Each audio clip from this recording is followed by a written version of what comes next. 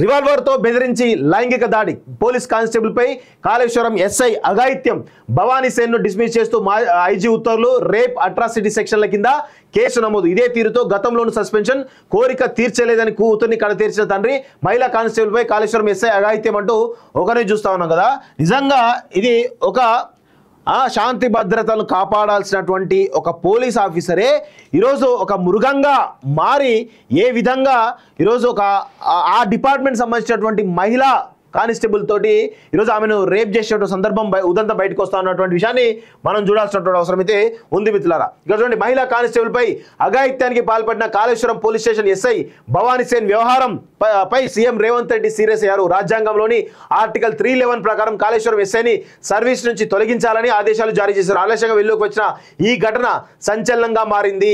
శాంతి భద్రతలు కాపాడుతూ మహిళలకు అండగా ఉండాల్సినటువంటి ఎస్ఐ ఇలా ఓ మహిళా కానిస్టేబుల్ పై లైంగిక దాడికి పాల్పడడంపై ఆగ్రహావేశాలు వెలువెత్తాయి.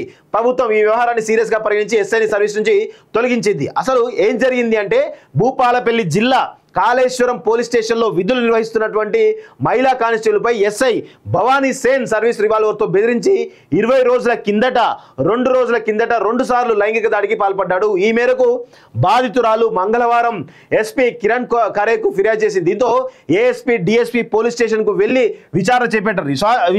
ఎస్ఐని అరెస్ట్ చేసి సర్వీస్ రివాల్వర్ స్వాధీనం చేసుకున్నారు. ఎస్ఐపై అట్రాసిటీ లైంగిక వేధింపుల కేసు నమోదు చేశారు. ఎస్ఐ మహిళా కానిస్టేబుల్ భూపాలపల్లి ఎస్పీ ఆఫీస్ కు తరలించారు. ఈ పోలీసులు ఎస్ఐని కోర్టులో రిమాండ్ చేసిన అనంతరం పరకాల సబ్ జైలుకు తరలించారు. ఆయనపై పలు సెక్షన్ల కింద కేసు నమోదు చేశామని విచారణ సాగుతుందని డిఎస్పీ సంపత్రావు వెల్లడించారు. అయితే భవానీ సేన్ గతంలో ఆసిఫాబాద్ జిల్లాలోని రెబ్బెన పోలీస్ స్టేషన్ పరిధిలో విధులు నిర్వర్తిస్తూ క్రమంలో ఓ మహిళతో అసభ్యకరంగా ప్రవర్తించాడన్న కారణంతో అధికారులు సస్పెండ్ చేశారు. ఆ కేసుపై విచారణ జరుగుతున్నట్లు తెలిసింది.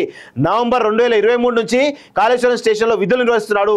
ఆ ఆసిఫాబాద్ టౌన్ కు చెందిన భవానీ సేన్ ముందుగా కానిస్టేబుల్ గా రిక్రూట్ అయ్యాడు. యాంటీ నక్సల్స్ ఆపరేషన్లు కీలకంగా పనిచేయడంతో ఆయనకు ఎస్ఐగా ప్రమోషన్ దక్కింది. శాశ్వతంగా తొలగింపు ఐజీ రంగనాథ్ అంటూ చూస్తా ఉన్నాం. సో శాంతి భద్రతలు కాపాడాల్సినటువంటి పోలీసులు మహిళలకు సంబంధించినటువంటి భద్రత విషయంలో వాళ్ళ భద్రత విషయంలో కాపాడాల్సిన పోలీసులు ఎవరైతే ఉన్నారో ఈరోజు కాకి ముసుగులో ఇలాంటి చర్యలు పాల్పడడం నిజంగా ఇది హేయనీయం.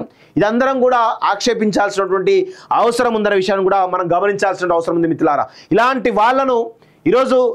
వాళ్లకు తగినటువంటి శాస్తి జరగాలి.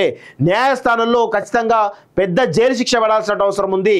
అలాంటి పరిస్థితులు వస్తేనే ఖచ్చితంగా ఇక్కడ పరిస్థితులు మారుతాయి. ఈరోజు శాంతి భద్రతలు కాపాడేటువంటి పోలీసులే ఇలా తయారయ్యారు అంటే ఈరోజు సామాన్య ప్రజలు ఈరోజు గంజాయికి అలవాటు పడ్డటువంటి యువకులు ఇలా చాలా మంది కూడా ఏం చేస్తారు, వాళ్ళు కూడా మీలానే ప్రవర్తిస్తే ఏంటి పరిస్థితి అంటే ఇలాంటి వాళ్ళ వల్ల పోలీస్ డిపార్ట్మెంట్ కు పెద్ద ఎత్తున మచ్చటే అవకాశం కనబడుతుంది. పెద్ద ఎత్తున వాళ్ళ ఆ డిపార్ట్మెంట్ వ్యవహార శైలి పైన కావచ్చు, క్రెడిబిలిటీ పైన కావచ్చు ఈరోజు పెద్ద ఎత్తున మరక ఉండేటువంటి అవకాశం కనబడుతుంది. ఎవరు నమ్ముతారు ఈరోజు పోలీస్ డిపార్ట్మెంట్ని?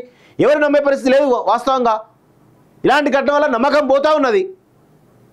దయచేసి కఠినమైనటువంటి చట్టాలు, కఠినమైనటువంటి శిక్షలు వేస్తే కొంత ఈరోజు ఊరట కలిగేటువంటి అవకాశం అయితే ఉంటుంది. వాస్తవంగా మీ క్రెడిబిలిటీ కాపాడుకునే అవసరం ఉంటుంది వాస్తవంగా.